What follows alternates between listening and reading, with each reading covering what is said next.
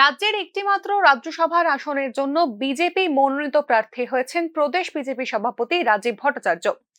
গতকাল অর্থাৎ মঙ্গলবারই এই ঘোষণা করেছে বিজেপির দিল্লি সদর দপ্তর। এ বিষয়ে মুখ্যমন্ত্রী বলেন, এখন আইপিএফটি এবং তিপ্রামাথা বিজেপির সঙ্গে ঐক্যবদ্ধ হয়েছে। এদিন নমিনেশন জমা দেওয়ার সময় রাজীব ভট্টাচার্যের সঙ্গে ছিলেন মুখ্যমন্ত্রী।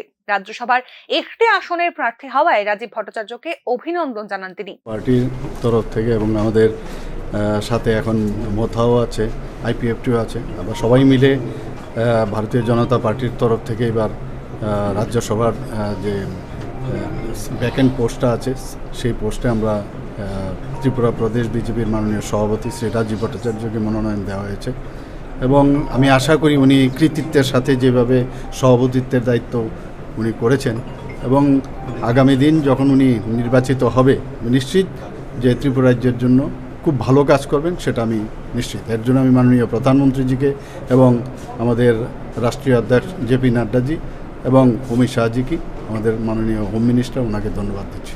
এদিন রাজীব ভট্টাচার্য নমিনেশন জমা দেওয়ার আগে বলেন, বিজেপির রাষ্ট্র সভাপতি জেপি নাড্ডা এবং কেন্দ্রীয় গৃহমন্ত্রী অমিত শাহের প্রতি কৃতজ্ঞতা জ্ঞাপন করেন। তিনি আরো বড় পরিসরে কাজ করতে পারার সুযোগ পেয়ে আপ্লুত বলে নিজের প্রতিক্রিয়া জানান প্রদেশ বিজেপি সভাপতি।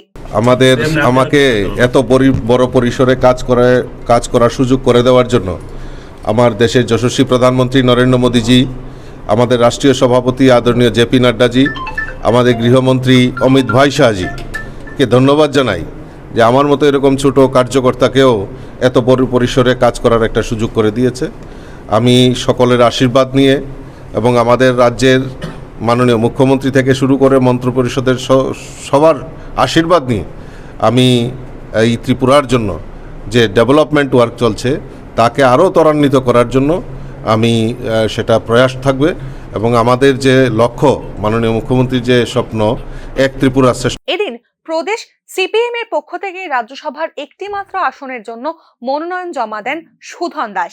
এদিন সুধন দাসের সঙ্গে বিরোধী দলনেতা জিতেন্দ্র চৌধুরী ও অন্যান্য সিপিএম কর্মকর্তারা উপস্থিত ছিলেন।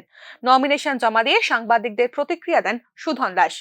এই মাত্র রাজ্যসভার একমাত্র আসন ত্রিপুরার, এখানে উপনির্বাচন হচ্ছে। এখানে সিপিআইএমের পক্ষ থেকে মনোনয়নপত্র দাখিল করেছি। তো আমি এটা নিশ্চয়ই আপনারা সকলেই জানেন, আমাদের দেশের সংবিধান অনুসারে গণতান্ত্রিক ব্যবস্থার সর্বোচ্চ স্থান হচ্ছে সংসদ, তার লোকসভা এবং রাজ্যসভা। গুরুত্বর দিক থেকে দুটোই প্রায় সমমর্যাদা, কাজের সামান্য ব্যবধান থাকলেও এই রাজ্যসভাকে উচ্চকক্ষও বলে। এই ধরনের গুরুত্বপূর্ণ। এখন দেখার ত্রিপুরার একটি মাত্র রাজ্যসভার আসনে কে জয়ী হন। Bureau report, news now.